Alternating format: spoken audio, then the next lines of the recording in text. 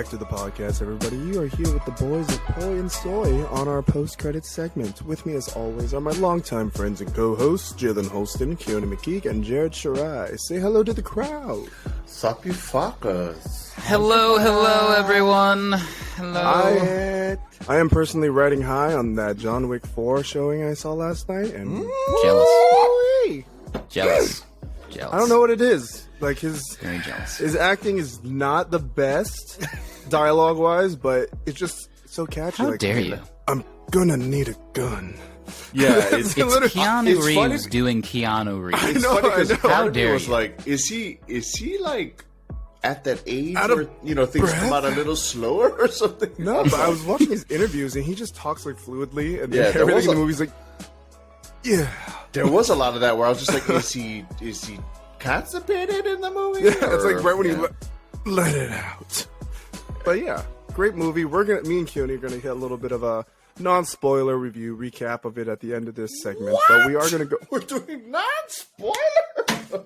Well, we can, but I mean, I feel like if you haven't seen this movie, there's a lot of things in it that if we I spoil, had it's so gonna many be... notes, and I have to just Okay, we can go completely not spoiler. even If you use- haven't seen it, that's I don't your want fault. to. Let's Been not out. spoil it. Whatever. I will No, we're mute spoiling. everything. It's when you like, I spoil don't want to it. spoil it anymore. I will Whatever. go to the Yeah. bathroom when you spoil everything. Yes. Well then, anyway, Gosh, how long are you gonna be? in the we're gonna go bathroom through. Hold on. I have one question. Yes. Lance Riddick is in it. Yes. Somewhere. Yes. Thank God. Yes. That's all I need to know. That's it. I'm good. Yes. Thank Yes, God. he is. I figured as much, but still, Gotta get the His name is confirmation. Sharon. Oh, His name is Sean. Sharon. Shang? interesting. Shang from Sean? But yeah, Chongqing? today's segment, we're going to go through a little bit of a handful of some kind of Marvel news. We had a couple of set photos from the Captain America New World Order production that's going on. I didn't see We those. also... Sorry, was that? I didn't see those. What? I thought you'd be the first one. Well, I to mean, see it's not those. anything crazy. That's what I'm thinking. It's not anything Well, not crazy to revealing. you.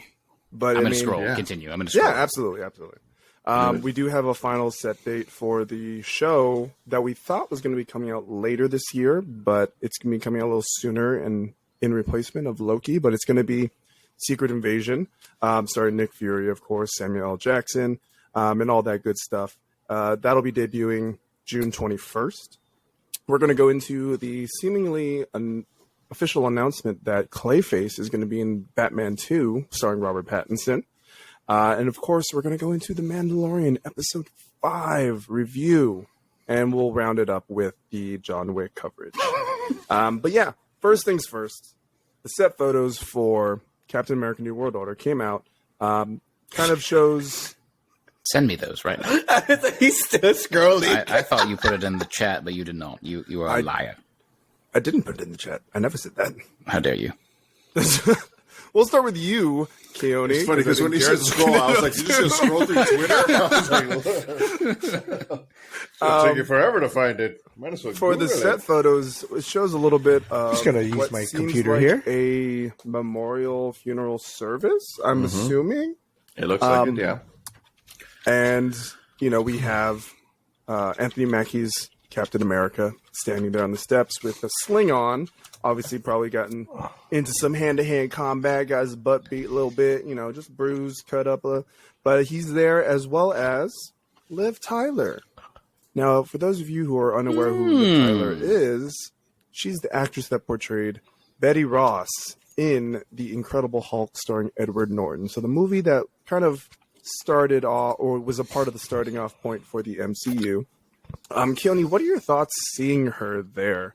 Do you think this isn't any indication that, I'll have another question that I'll kind of throw over to Jalen, but for you, do you think this is any indication that we might be closer to seeing maybe a reunion of Mark Ruffalo's Hulk and Liv Tyler's Betty Ross? I'd imagine so. You mean, are you talking about on the show specifically? Like we're going to see the two of them? Just together? in general, because I don't think they're going to want to overcrowd the movie, but just Yeah. in general, if they're bringing her back in the fold. I'd imagine so because obviously Mark Ruffalo is Edward Norton's character. You know what I mean? So it's not like a completely different universe or anything. We've already seen what is the name of the actor who passed away? Is it William Hurt? No. William Hurt, yeah. Yeah, okay. So William Hurt, who... As Thaddeus Ross, yeah. Yeah, and I think it's Harrison Ford, right, who's replacing him? Yeah. I was thinking, Yes. So I know that when he passed away, they obviously replaced him with Harrison Ford. We did see that character previously. I think it was it Endgame or Infinity War? One of the two. The last one we saw him in was... It was Infinity War. Never mind. Black Widow, actually. Oh, yeah. You're right. He was in Black Widow. He was in there for a little bit because it's before Civil War. All that good so stuff. I think it's very much in canon with what's going on in the MCU. I would not doubt that we see that kind of play out later, like we've mentioned before on the pod, because they don't currently have the rights to Hulk to do like a standalone film. We have to kind of see that being played out in all these other things. So, I think this would be a perfect time to kind of bring it in, let that kind of add to the whole the Disney Plus universe that hasn't been going well thus far, but has had mixed reviews and such throughout. But let's hope that this kind of is a starting off point. It looks good. I'm glad that they brought her back. I think that she was fantastic in the role for the movie. It'll be cool to see her kind of being brought into that same role for this universe. And on top of that, I mean, I think it's great that they actually are honoring what she did in the other films and what they did with the first or with that Hulk film. So, yeah, I'm excited to see it. Good Lord, just give it to us already, Jared, were you able to get a chance to look at some of the photos? Yeah. I found them eventually. I did find them as well, yeah. Do you think that this is more of a contractually obligation where maybe she still had one more production on her contract and they decided to bring her back, or do you think that they kind of went out of their way and said, hey, Liv Tyler, would you be willing to kind of take on the role once more in this movie or for future kind of things, or do you think this is just one and done? I think it was the first of what you said. Basically, like she had a second like showing, or wherever it was going to be in this universe. Yeah, that she had another contractual obligation, I guess you would say. Because I mean, we haven't really seen her in anything else ever. After that, I mean, right? You know what I mean? Hasn't been in much. She really hasn't been in anything. So I mean, for them to get her, it's probably not since Lord of the Rings, really. Yeah. Yeah. Exactly. So it's like, but I mean, yeah, so I think it's more of a contract thing than anything else. But I mean, it's kind of good. At least they're trying to keep it consistent because they still have her around. So I'm sure that they had asked her as well to be like, hey, I know you were this person like 20,000 years ago. You're good. What was You're that? good. You're good. It was Discord. You're good. Oh, it's Discord? I just closed mine. That's all. No, you're good. You were there 20,000 years ago. Like, hey, let's keep this consistent, and I think you still have it. So, can you fulfill your contract, kind of thing? Yeah. Anyways, Keone's being a menace to society right now. You guys aren't aware of what's going on. I'm gonna mute you, bastard. But yeah, I'll roll it over with you, Jalen. This is, I wouldn't say this is a spoiler, but this could be if we are kind of interpreting this correctly. Given the circumstances of the scene that we're seeing on these stills, the presence of Liv Tyler as Betty Ross, are we at the funeral service of Thaddeus Ross? Ooh, that's a hot take. Even crazier, if you want to look at my board here, perhaps, and just hear me out, guys, it's the funeral of Mark Ruffalo. Wait, what? Hold on. I know. Take us with you. It all starts here, right? Mark Ruffalo getting older, not a great reception in She-Hulk, just found out he had a kid, so you can young cast that and keep a Hulk in the universe, no big deal. But Bruce Banner, as we know it, died, perhaps, because now we have She-Hulk. Therefore, we bring back the old Betty, his only real love interest, aside from Black Widow, and Mark Ruffalo is now the one There's dead. two things that are concerning me. One, where is this voice coming from? And two, you just dropped such a bombshell. You didn't even think of that one, did you? I couldn't even take it seriously because of the voice. Oh, he's like looking at the. It's literally the meme. Guys, listen. This all works, I promise.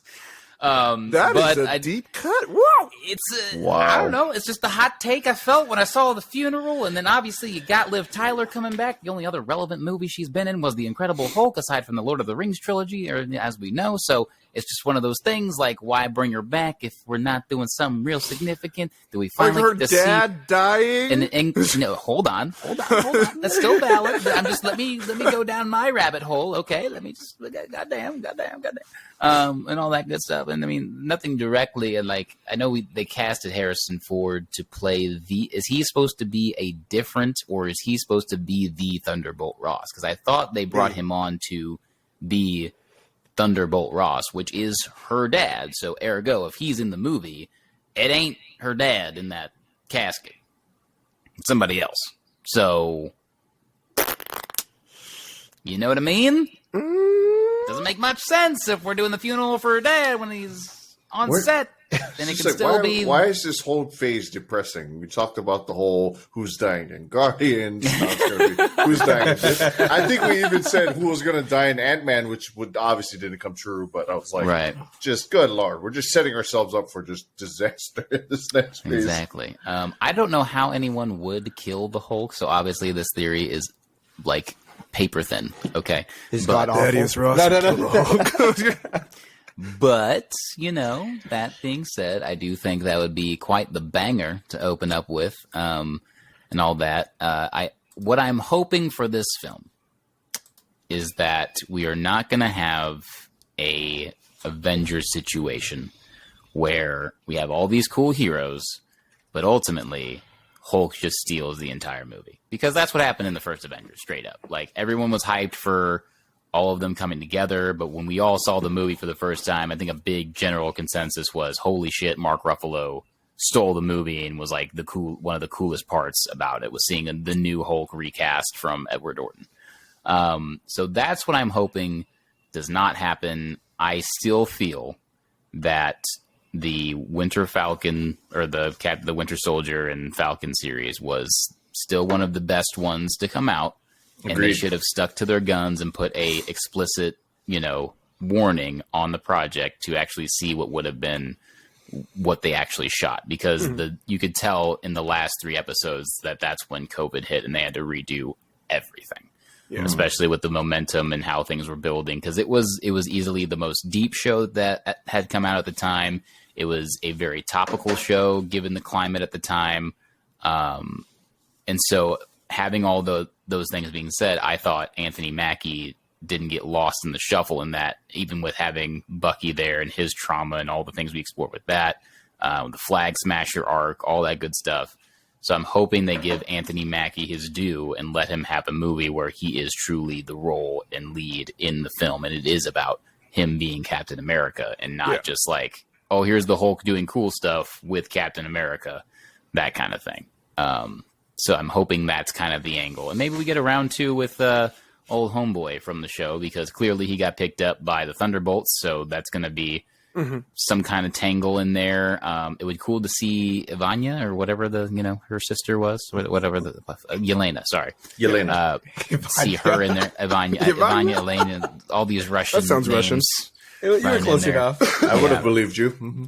I have any excuse to get her on screen doing anything at this point, because she's so talented and fantastic. She is. Like, I mean, one of the best. Like, she's a great dramatic actress, but I just love when she does her comedy bits. She's just so happy and fun when she does it. Well, if you watch any interviews of her, she's literally that bubbly person in real life. Like, yes. What an absolute delight. I mean, again, any excuse to get her in the movie, I will take. So I do think we're obviously going to see Bucky. I don't know how much, but I think he has to be in this film for sure at some capacity. I don't know if he's confirmed on the casting list. It would be weird to have that whole arc and then have him not show up in Cap's movie, like this version of Cap's movie. So I do think we're going to get an appearance there. I do think in a post-credit, it wouldn't be outside the realm of possibility that we see Harrison Ford go Red Hulk, finally. Yeah, I'd agree with that. I do think that's something that could be, to really set up the Thunderbolts in that series. Because why else? Like, I feel like Harrison Ford is such a Billy badass that he wouldn't just take a Marvel project contract without it being legit and like having some kind of big time pay. You know what I mean? It's just it doesn't add up. They've gotten some big time actors, but Harrison Ford's we all know he's a very grumpy, particular guy. So it's either he's doing Han Solo or he's doing Indiana Jones. So if he's doing anything else, it has to be really good or something significant. So, yeah. But yeah, I can't wait. Again, I need this movie like tomorrow or now. Right now. No, we have to go through a couple more movies with MC before we get to that. Which ones are those? Any in particular? Or? Well, this year we have Guardians of the Galaxy, directed by your favorite director and CEO of certain. So really 2 movies then, because that one's gone. And the Marvels. Listen, I'm gonna stand. Let's see what happens in the sequel. There was a new writer. There's a new director for the Marvels. So yeah, I'm gonna hold out hope. I'm gonna stand and go see it. We'll support it.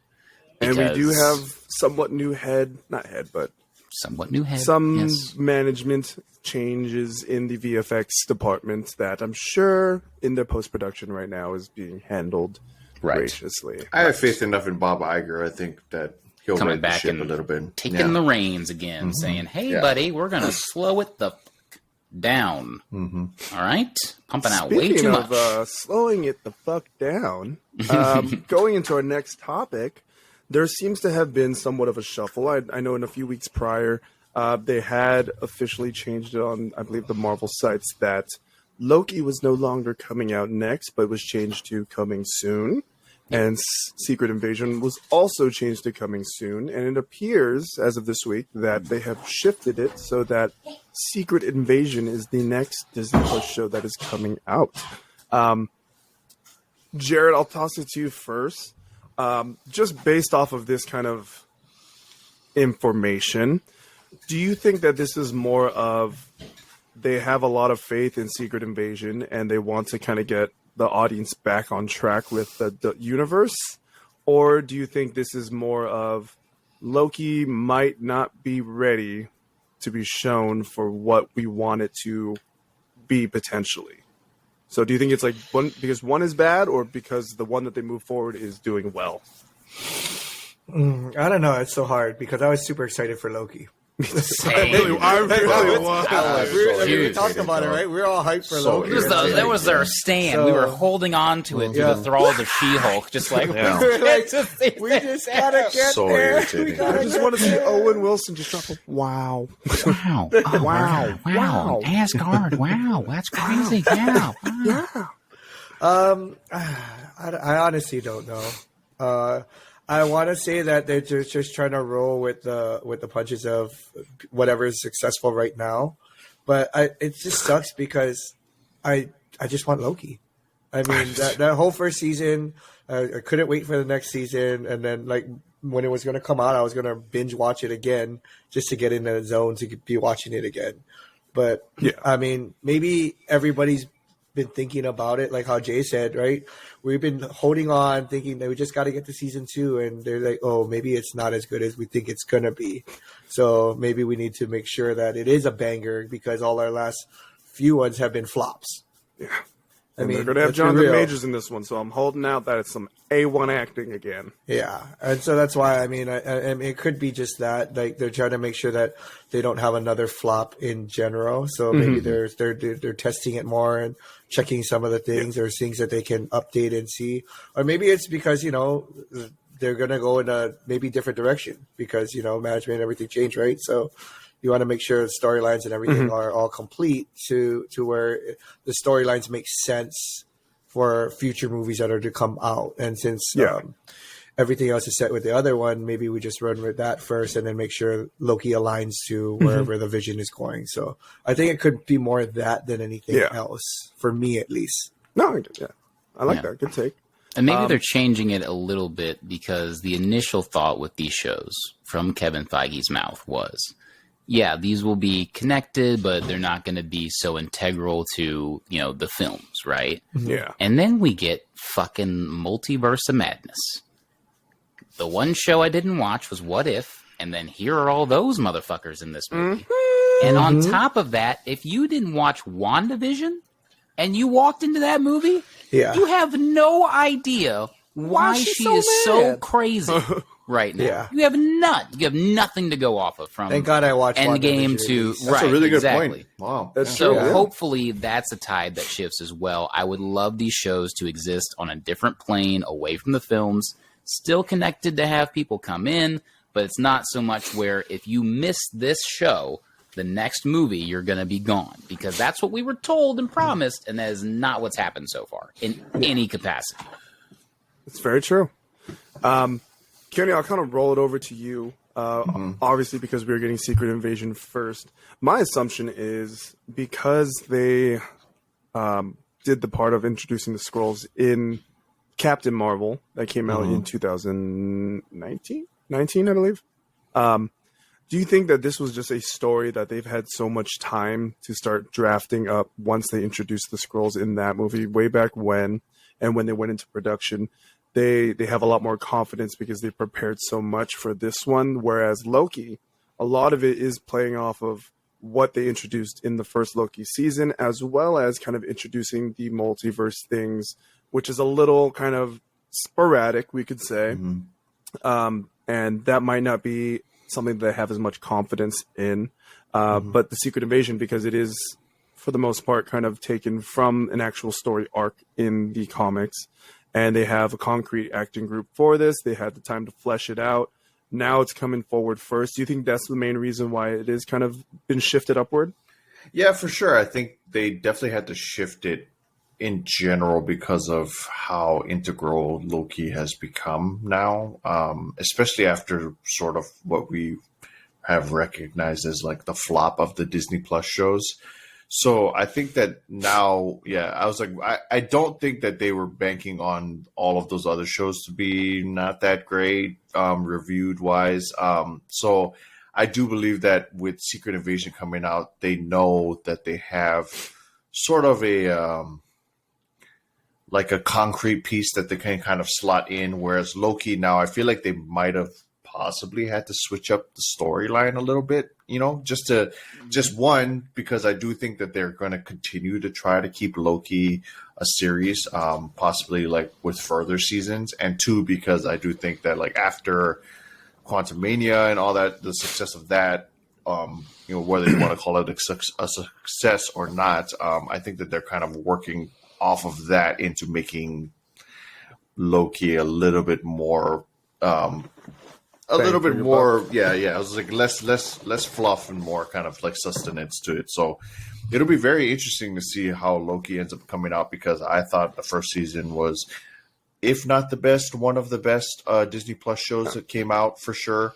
So I'm very, very interested to see what they do with the next season. Time will tell. We've been waiting a long time, but like we've said before, we are willing to wait if the product is, fantastic. Delicious. So Delicious. Wonderful. Rounding it up with you, Jay, just want to kind of get your thoughts. What are the main kind of plot points for the Secret Invasion storyline? And do you have a lot of faith that they're going to kind of keep it very honest, or they're going to take a lot of liberties with this next show? They're definitely taking liberties, brother. This is a very, It's a lot of stuff going on with the Secret Invasion. But the TLDR is just a lot of, it's going to be a lot of interesting fan theory. Like, this is a landscape of just what is going to be constant fan conspiracy theories about who's been a Skrull the whole time. And that's really what this is coming down to, is more of the Kree and the Skrull war. That's kind of what it's going to center around. At least in the original comics, the whole Secret Invasion plot was that for 5 or 6 years in comics continuity, there had been our characters that we've seen. They made entire arcs with these characters. They have, business as usual. Secret Invasion comes in. It turns out a bunch of our heroes and villains of the like have actually been Skrulls. So they've not they've been the green alien guys this whole time. So the whole series is about trying to unmask, like, who's real, who's not real, who's been a Skrull, who's still stuck in space. Like, where is that person? If this person's been a Skrull for the last 5 years, like, what does that mean? So if they play around with that and Nick Fury, that's going to be very exciting. I hope that's kind of the plot points, at least overarching, that they can get into. Just saying. What if they kill Thunderbolt Ross in Captain America, but it turns out that's a Skrull? There and you go. Still that around, kind of doing stuff. His own Red Hulk shit. Exactly. So there's that kind of stuff, right? And so that's kind of where the Secret Invasion stuff can go. And we saw some of it in I think it was the second Spider-Man or the second Spider-Man. I know where Nick Fury was never Nick Fury the whole time. Right. So we've gotten a little taste of it from there, right? So we kind of know the vibe. But that's going to be the plot point majorly for the series, I would assume, unless they've got something totally different planned out, where maybe he's working on what's the space base has a different acronym, but essentially it has to deal with like preparing for Galactus and like those kinds of things. Yeah, I forget what it came. It's not Star, it's something else. But there's that arc in the series where Nick Fury goes to space for several months and years and gets a different team. So they could be tying a little bit of those things together, I would say, probably just for IP's sake. But I think Secret Invasion, like Marvel always does, it's one of the more popular titles in their comics lore, so they're using it to kind of fuel the the show and all that kind of stuff. But there should be some slight narrative nods here and there between those two comic series. Nice. Okay. Perfect. I mean, I'm pretty hyped for this show. Me too. I think that I'm ready. I have a feeling that, especially because it's a Samuel L. Jackson led show, that it's going to be a banger, right? You know, he's a no nonsense kind of guy. He does what he likes, but at the same time, he's got to like what he's doing. So moving forward, I think it is nice that if they are going to kind of slow down on these Disney Plus productions, hold them back a little bit so that they can, polish it up a little bit, sprinkle some good magic on it, just so that it kind of gets actually good reviews and critic reviews as well, because I think that has been the biggest issue thus far with these shows. So fingers crossed, everybody. Next one is going to be a little bit of an open house. The next Batman movie seemingly has announced that Clayface, I don't know if he's going to be the main villain, is going to be a part of the Batman 2 movie and story. I think I saw something where Robert Pattinson made a joke when someone asked him about it. He's like, I think the best way to do it is just get a guy, put some clay on his face, because he doesn't read comics, obviously. So my main question, I guess you could say, is, are they officially kind of diving in to making this a supernatural kind of world? Because this is going to be an Elseworlds project for DC. Are they going to kind of lean into it now that they don't have to make it anything specific to the real world? Or do you think they're actually going to try to make a grounded version of Clayface? Because Clayface, well, I mean, Jalen, you can kind of cover it, just for everyone who's not aware, who is Clayface? He's literally just a monster type deal. So like his whole bit is that he's a giant monster made of clay, earth material and clay. So it's interesting that that's the route that they went, because I remember after the Batman, we were watching the John Campea stuff, and they were trying to discuss like villains potentially that would fit in Matt Reeves' kind of world that he built. And that is definitely not one that I personally thought fits with the world that they've established of a realistic, grounded, gritty story. Some other ones that have been fan theory, like, you could get away with like a Mr. Freeze, right? Like a crazy serial killer kind of, maybe just playing around with liquid nitrogen or something, right? That kind of thing. You could get away with even, obviously scarecrows that been done 100 times. They could do that. Plenty of, like, even to an extent, like the crocodile guy, like you could kind of get away with that in Matt Reeves' world. But Clayface, from face value, no pun intended, I just don't know how that would work unless it's literally going to be maybe just a crazy, strong serial killer type of vibe where he wears just a literal mask made of clay. Maybe he's some kind of, collector of sorts and loves statues, that kind of thing. It would disappoint me a bit if they shifted tonally more into the superhero realm of what the film established itself as being in that world, comparatively going into the second film. So now, is Clayface kind of like someone who can change his appearance? Yeah, he can shapeshift. He can shapeshift as well. Just someone who, I know that it's kind of, wouldn't say overlaps with Hush, but could they kind of play into that? Because I know they kind of teased with the Elliots in the first movie. But do you think that this is something that maybe it's just some guy who's able to perfectly craft different versions of people in the real world, and then he's just committing all these crimes, and it's a matter of kind of like unmasking who is actually doing the crimes, if it's really like Bruce Wayne who just robbed this bank and this and that kind of thing? I think that angle, if they want to play into it, could do it, and really play into the less that he's this giant hulking clay monster and more into the shape-shifting element of the character. They could do that. But again, you would have to address, if they don't, that it's like just a disorder versus a literal like superhero mutation thing. Yeah. So I really don't want them to go there, because they did such a fantastic job of establishing this Gotham and the Elseworlds that they created. Yeah.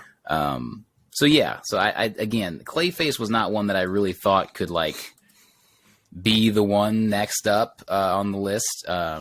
Obviously, I don't think we'll ever get a Joker in this universe as long as Joaquin Phoenix is still making his Joker series. I feel like I know if they they're teased gonna, it, but they haven't. Yeah, that would take. I mean, they would have to really nail a new Joker alongside Joaquin Phoenix in an Elseworlds project in this Batman's universe for him to really kind of flourish and all that. So definitely not going to be a Robin either. Don't get your hopes up. That doesn't make sense in Matt Reeves' world. So I honestly think that, and you guys can chime in as well, because I know Keone has played the games. Not sticking to overcrowding it, but I think the storyline of Arkham Origins was the one where it was kind of like Black Mask, but it was actually the Joker underneath it, kind of pulling the strings with all these assassins. You can kind of stick to that, maybe plot points throughout your franchise, trilogy, whatever it may be. But it seemed a lot more grounded, where it was kind of like you bring in this guy, Bane, who's not necessarily just juiced up with chemicals, but he's just this big-ass assassin. You kind of bring in all these assassins who are not necessarily supernatural, but they have their own kind of perks about them that make them specific. And I think that would have been like a nice thing to do, because it does teach him to, one, be a mixed martial artist of sorts, but also kind of a detective in the same way. But that's just my thoughts. I'll throw it over to you two. Do you guys have any thoughts regarding Clayface kind of being introduced into this next Batman movie? Do you think it can work? Do you think they're going to take a lot of supernatural elements out of it, or are they going to try to ground it around the universe that they've already created? I'll let Jared go first, because I think I have kind of an idea of what I would think would happen. Sorry, what was your question? I was no. Is it going to be supernatural, or is it going to be grounded? Kids. No, you're good. Is it going to be supernatural, or do you think they're going to ground it into the Batman universe that they've already created? I want to say grounded. Like, I think it's more grounded. I'm not as big. Okay, I'll be honest. This is where it's easy. It's easy. Like, I'm not as big as the whole Batman, because you guys saw that. Remember the last time we had this very first pod? You guys saw Batman without me. Right? I mean, not without me. I didn't see Batman, so that's why you guys have done the pod.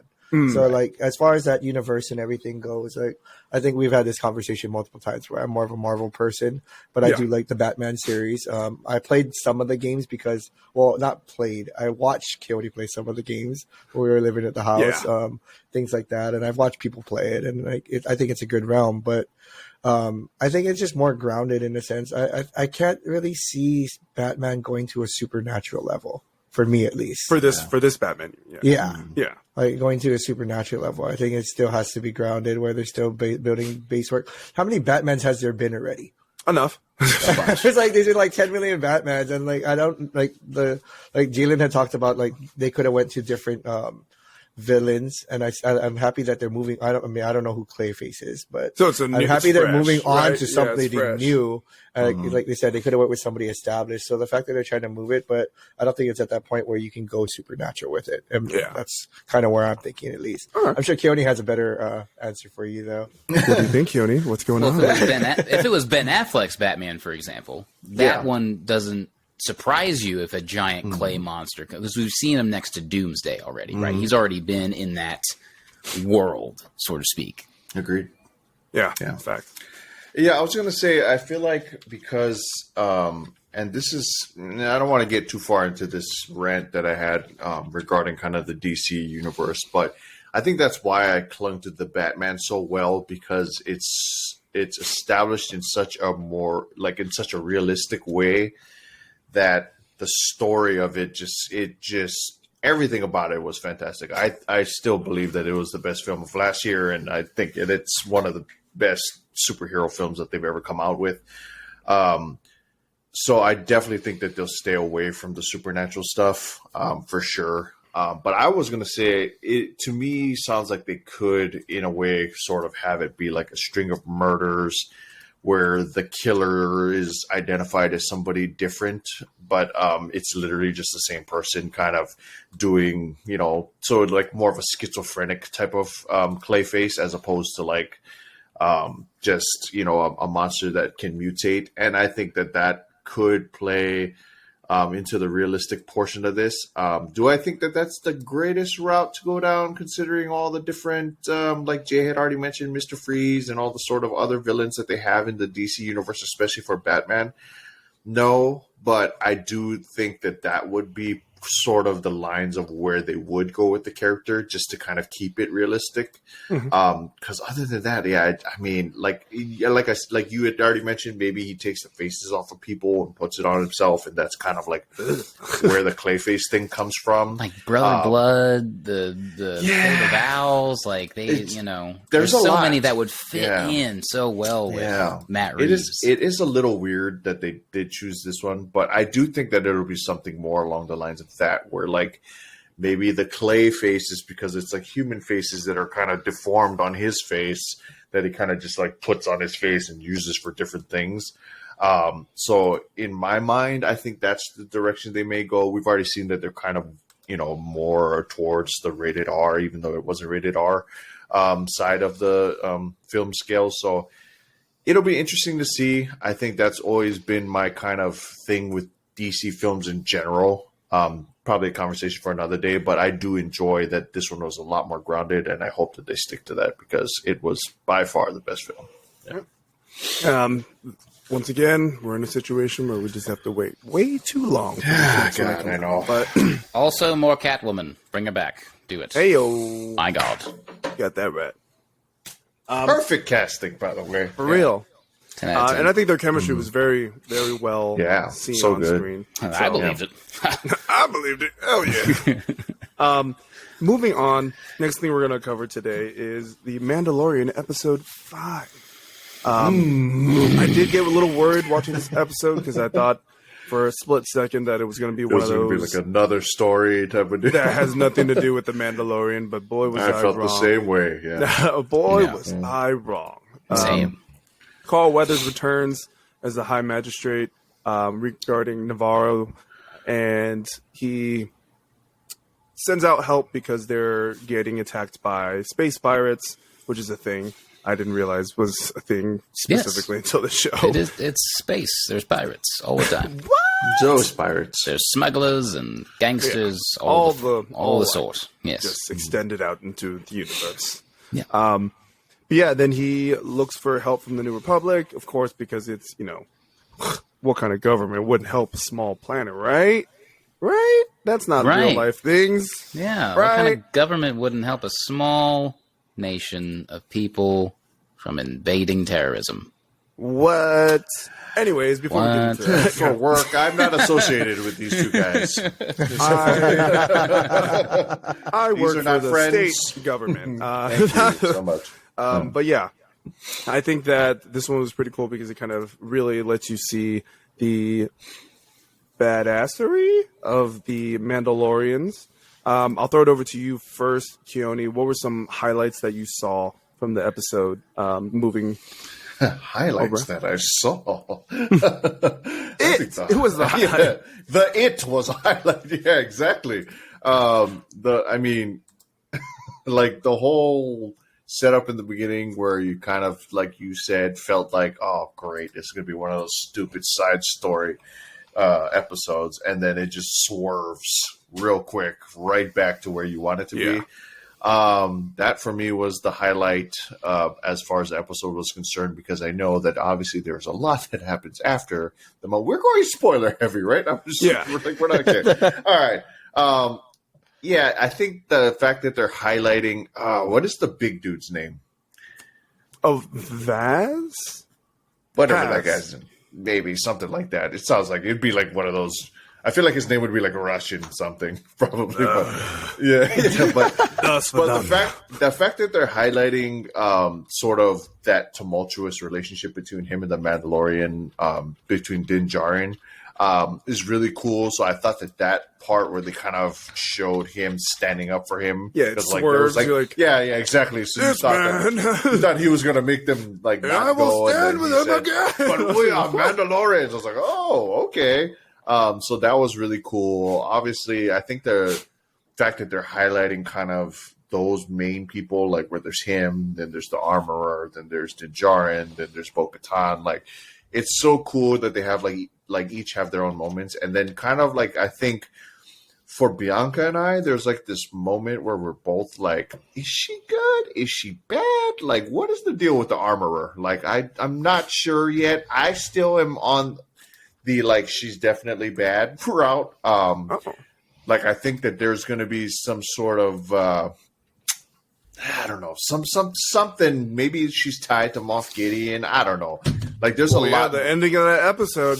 Exactly. So for me, like there's something weird about her character specifically, and it does kind of ring those alarms in my mind of what she's trying to do with the Mandalorians, because I do think that she may end up being later like some sort of villain character.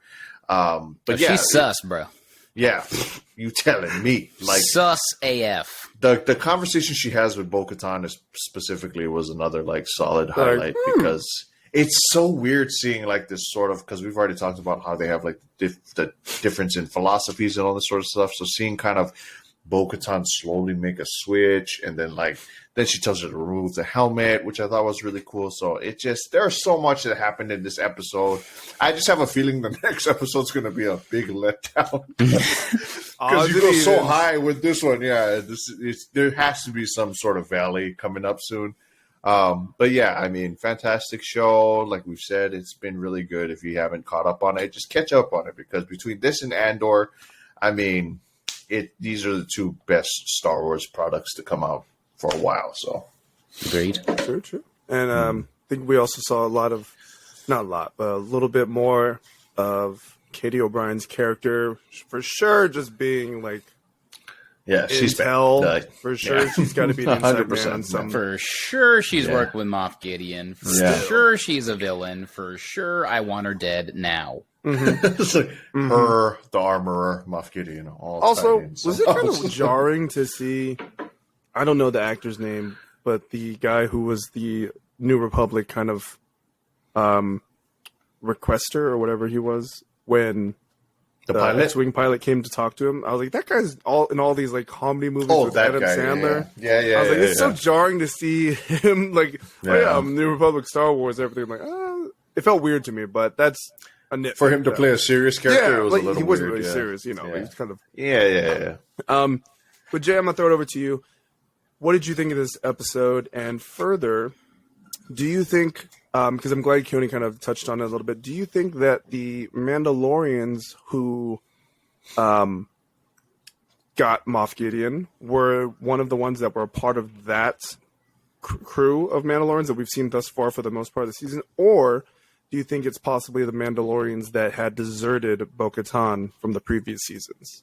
100% they deserted Bo-Katan. But over, as far as how I felt about the episode, I needed several tubs to contain the amount of shit that exited my body. I shit myself in the opening sequence. I shit myself again with the battle to defend the town. I shit myself once more once they announced that Bo-Katan is the one to lead the Mandalorians, Were as you predicted. on the toilet watching And this? I hope definitely, so.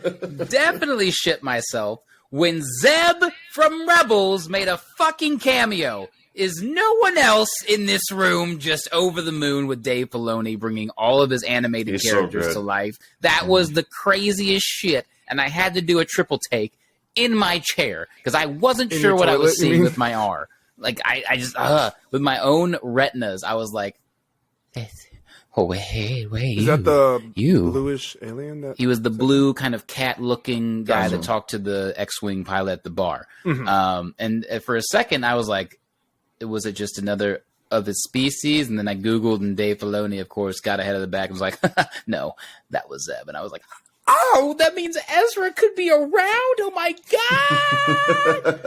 What does this mean, bro? What does it mean? Fuck. This is a real. That is a right there. Just that is started 100% a real. If that's not a real, you're fired at your job. For real, man. Oh man. For real. It was amazing to see what the Mandalore, like the Kree of Mandalore was. Like they fought together with a purpose for a better, future for themselves. And I think Din showing that leadership of kind of understanding like his people needed to return to the galaxy instead of being in hiding. They needed to be Mandalore once again. And then for the Forge to kind of recognize that Bo-Katan is the person to lead them through that new journey, with their new location now.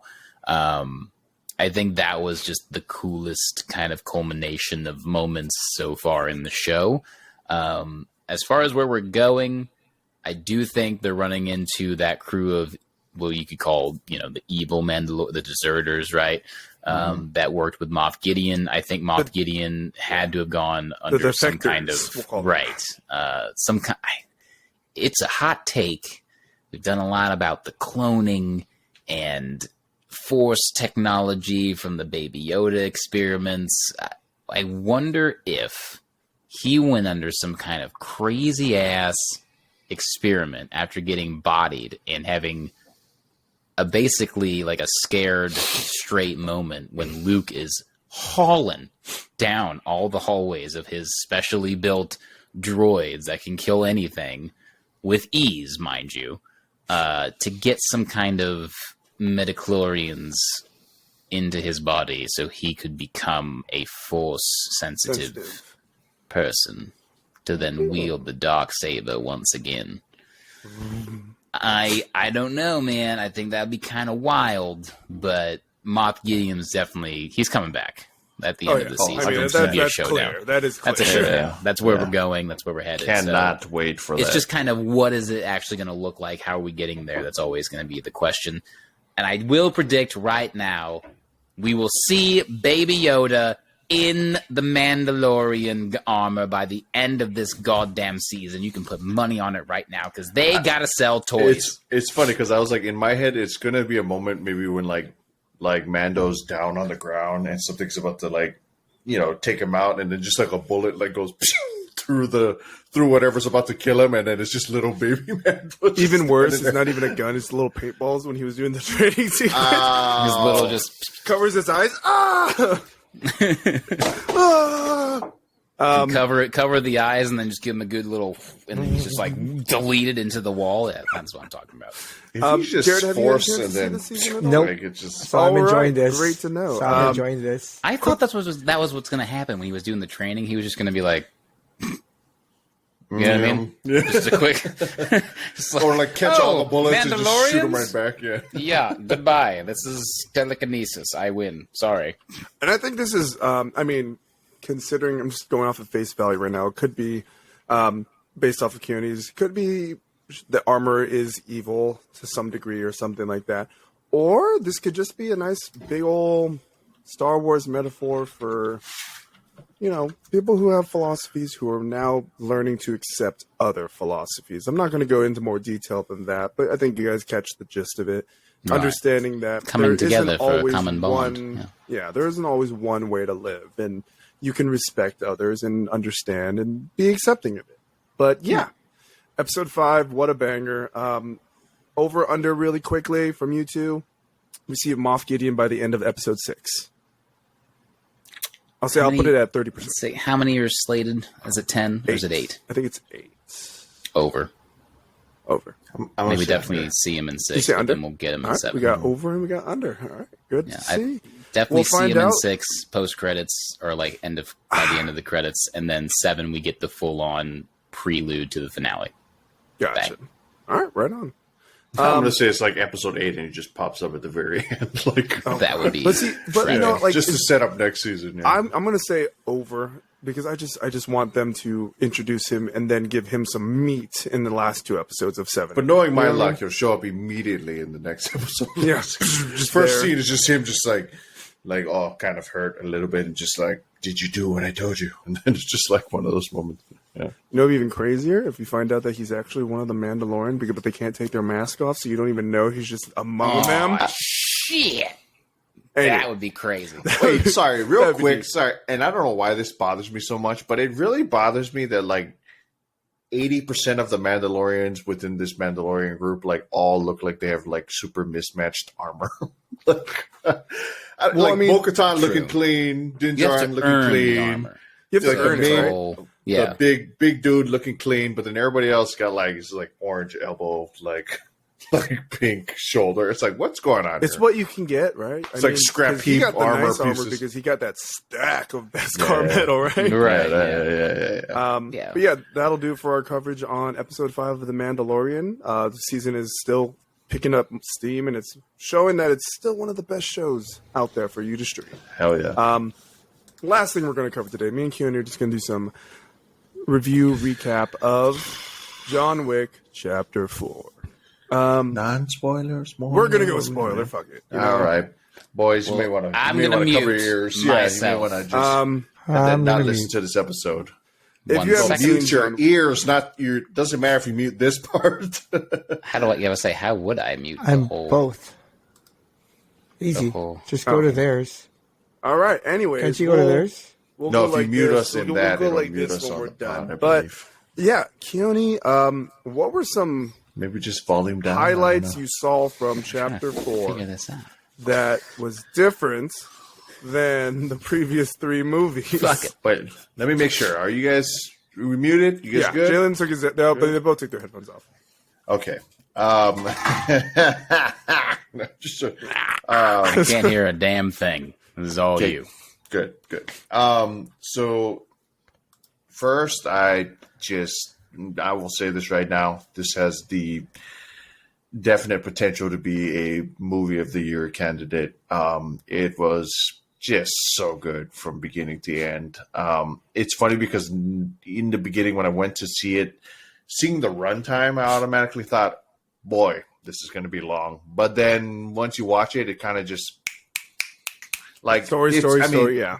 John Wick, from 1 till now, it's always been one of those films that just kind of just keeps the pace going the entire way, all the way through. So from action point to action point, there's stories being told, but at the same time, it's just non-stop action. Even Bianca was like, when does it, do they slow? I'm like, nope, this is it. This is John Wick. Welcome to this. It's just moment after moment after moment.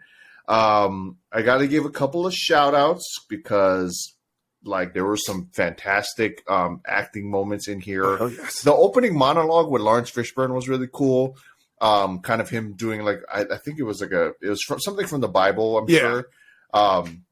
That was really cool. First, just Lawrence Fishburne, his voice is just iconic. Yeah, I know. Especially when he the echo reverb kind of switch. Yeah, and when he hits that kind of the more I want to say Shakespearean type of stuff, like obviously biblical stuff. Like it sounds just so good whenever he says it. He's got that voice.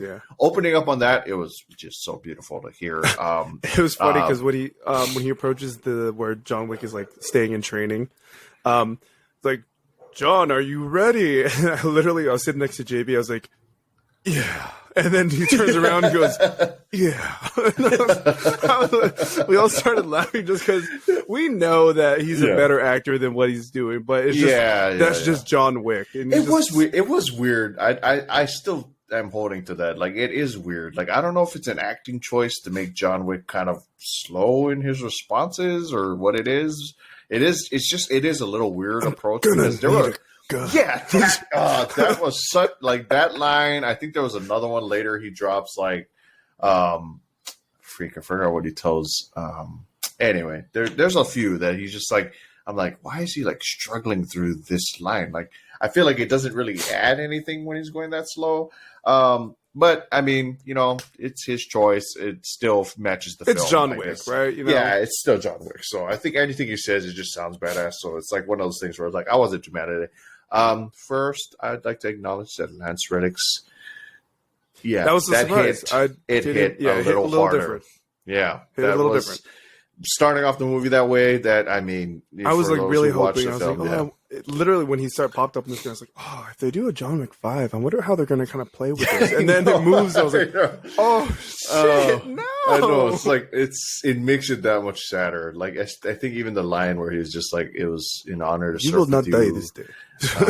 Yeah, that too. Yeah, but hitting like, no. Like watching that is like it hit so much different.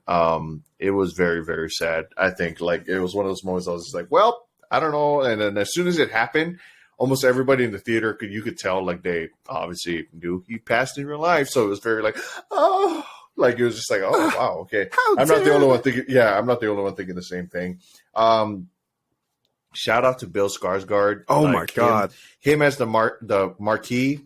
I mean, proof that you can have a villain who is not just fighting the whole time. Oh yeah, right. Like he's the mastermind. Like he's really kind of diabolical in that way.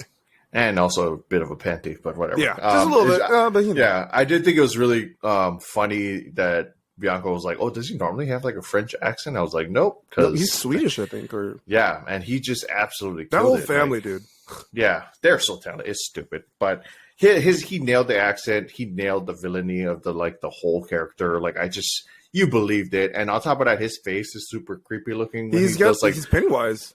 Yeah, exactly. And every time when he hits those like when he would like slim fit suits and like kind of like the tail off, I was like, I only see very Slender Man. He's like or Slender Man vibes. And I was like, oh my god, you're a clown. It's like it's very, very creepy whenever he does this thing. So it fit him very well, like the character in itself. Shout out to Donnie Yen. Fantastic. Obviously, Donnie Yen is just as a spoiler, martial artist, literally possibly. Nicole and I kept looking at each other like, I understand what has to happen, but I don't want him to die. And thankfully, they ended it in a way that was freaking perfect. Hiroyuki Sanada, I mean, yes. Yeah, he kills it in everything. He's such an underrated actor. Another guy didn't want to die. yeah. The fact that his English is building even more so too. Like I think he's going to be in so many more films. I think they wasted him in the Avengers films. I was really hoping he'd be a bigger role for that. This is a quick clipper. Yeah, so I was really hoping he would be something bigger. So that was unfortunate, but he killed it. It's still like it hit so hard when he did die because it was very reminiscent of like The Last Samurai, which he was in as well. So it just hit that way. His daughter's a badass too. Yeah, I forgot her last name. Yeah, I don't even know her. I didn't even get that chance to look up to her, but she was fantastic. She hit the notes all really well, and obviously we see what happens at the end. Mm-hmm. So, more on that later. But yeah, it was so fantastic. I think that whole scene where he like defends, like, that was so dope. When they're all like, he's just like, we need to prepare for our guests, and they all like go grab their sword out of the fridge. Yeah, I was just like, it's going down. But yeah, that was super dope. I was going to shout out Marcos Zaror. For those who are unaware of who that is, I had to look up his name as well because I did recognize him, but I forgot. I mean, I didn't know his name. From Undisputed, he was in the Boyka film. If you ever got a chance to watch that one, I haven't seen it in a long time. He was the number 2 for the Marquis, like the guy who was like going around fighting. That's why he was like I don't want to say Spanish. He was yeah. He's a Latino of some sort. Yeah. And he was also the main villain for Boyka, who fought and of course him Scott in that Adkins film. was in this too. Scott Adkins killed it, like dude, like this guy, especially with and like, he nailed the accent. Oh, bro, like he's getting better. Like I think that's the thing about him. So many people are like they need to capitalize on him now while they can. I want to see him in something like he deserves to have a good role. Like he's been in such bad films. Like I just want to see him in something good. Like I said, another one they wasted in the Marvel Universe. I mean, but then again, they could just rewrite him as somebody else and just like completely forget that he was there. It. Yeah, and I think that he killed. Like it's funny because I told Bianca at first when I saw his character, I was like, oh, they're gonna waste it. He's not even gonna be like fighting or anything. He's just acting. And then the whole fight scene, which was just freaking dope, gave me vibes of like the old Matrix movies, which I thought was really it like hit like when that part happened and you see kind of like the Neo moment and you kind of see like the water falling and they like the music pumping, like it just hit so hard. What is with John Wick in the dance club scenes where no one cares that there's murders happening all around them? They're just like, That's why I said for me, it really hit like Matrix because in the Matrix, like stuff like that happened all the time where they're like murdering people, but like people are just like, I mean, maybe they're so drugged out. It's all good, bro. Don't worry. I don't know. It's like, oh my god, the guy dead? What's going on? Like, so there's a lot of that. Near the end, they had a reference to The Warriors, a very old film, one of my dad's favorite films of all time. With the DJ. So for those who aren't aware, like in that film, it was basically like a gang that was like set up and they were throughout the entire movie being chased by 100 other gangs in the film after killing like this big dude. But in the film, there's like a DJ who's narrating the whole thing. So they did that with this film, which I thought was so cool because with the French part, right? And so like that, the lady who was dope. kind of I absolutely love that. Like that reference was so good, like because it literally was like almost the exact same thing where like he's trying to get somewhere from point A to point B, and everybody's trying to kill him, and like literally like the way she narrated it was like spot on with the Warriors. So it was so cool to see that reference. I don't know who thought to do the reference, but it made sense. It fit the story perfectly. I thought it was such a good reference for the film and such a good way to kind of handle the narrating through that part because there was a lot of action going on. So to kind of have that in the background, it was really, really cool. And finally, I think just overall in general, like everybody's performance in this film from top to bottom, Ian McShane, I think is his name, fantastic in it. Always fantastic in all the other films as well. And then like ending it in such a reverential, like Western type of way. I think not just leaving it like that, but also making it so like we don't know what might happen next. I think it was one of the best films of the year. If you haven't had a chance to go see it, just go see it. Like it really is one of the best films of the year. And it's, I mean, so good. And I think for me, a lot of the highlights were that this movie does a great job of, giving you kind of like the mindless gunfights, stab, fight, armored jacket, doing all this stuff. So dope. But they brought in new fight stuff that really kind of makes sense, right? You know, Koji and Kane, they have kind of a sword duel together. Not really happening in the other movies. Cool. Yeah. They did the single tracking shot, one shot of the overhead of the dragon's breath scene where they're just going in each room, which was absolutely phenomenal. Game. It looked like a video game. It was so dope. So sick. And then, of course, like you just said, the ending scene where they slow it down. There's always these big ending fight scenes between like the main villain, but they make this more like pressure, intensity building up as they move closer to each other. You don't know who's going to win, who's going to lose. And I thought it was just genius how they kind of ended it. Also, shout out to Clancy Brown. The guy, his voice as well. It's just one of those voices that you just respect whenever you hear it on screen. Oh, yeah. But yeah, John Wick 4. Who knows how they're going to move forward from this? I know that they said they're going to do a spinoff with the Russian side with the ballerina thing that they showed in John Wick 3. Yeah, they've been rumored to do the spinoff for Koji's daughter, which obviously makes sense once you see the movie because she's got some business with Kane. I just want the beginning of John Wick till now series. Like, make that a whole series where you get to see how he became who he became, and I would just love it. That would actually be pretty dope. Yeah. But yeah, I think that'll do it for our recap of John Wick 4. If you haven't seen it, but you've stuck around to listen to it, you know, we haven't really given too much away, but it is something where we think that anyone can go watch this movie, especially if you're a fan of the franchise. We didn't necessarily spoil some big key plot points, but you should definitely go watch the movie.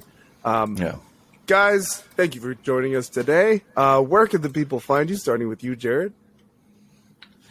Oh, we're back. No, I'm just kidding. I'm on Instagram and Twitch at JShirai, JShirai, and on Twitter at JShirai808. And Jalen? You can find me on Twitter at Jalen Holston, Instagram at Art by Jalen, and Twitch at MochaThanos_LGG. And Sir Keone? Instagram, Twitter, and Twitch at Kayonee. That's KAYOHKNEE. And you guys can find me on Instagram, Twitter, and Twitch at NolanKYT, NOLANKYT. And you can also follow our Instagram page at the Poi N Soy podcast, Poi N Soy with an N, not an and. But yeah, we're dropping reels weekly now.